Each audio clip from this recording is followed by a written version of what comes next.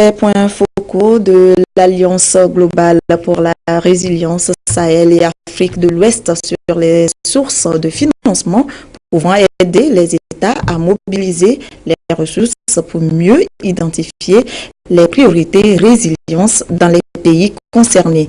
Des recommandations ont été faites à tous les niveaux pour qu'il y ait davantage de financement pour atteindre zéro fin d'ici à 2036. Carmen Madiakapo.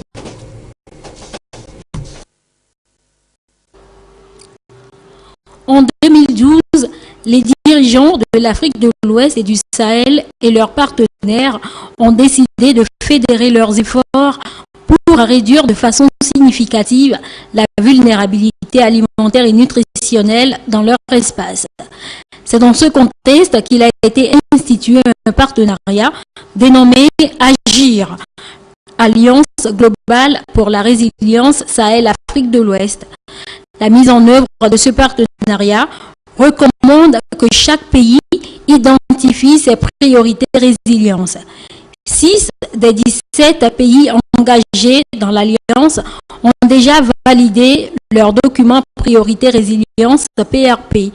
La cellule technique AGIR a donc réuni les points focaux de ces pays pour mieux les outiller en matière de mobilisation de ressources financières nécessaires à la réussite du projet.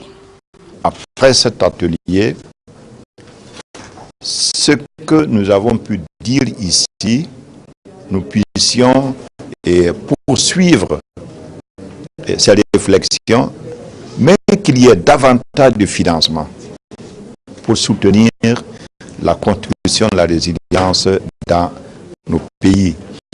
Les participants comptent tout mettre en œuvre au plan national pour atteindre l'objectif zéro faim dans 20 ans.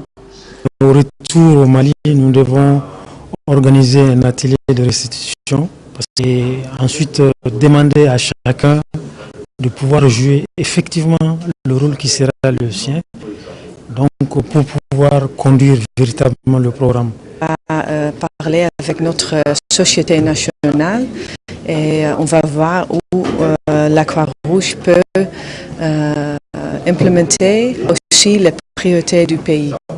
Et c'est pour nous très important. Et la Croix-Rouge internationale a lancé une initiative,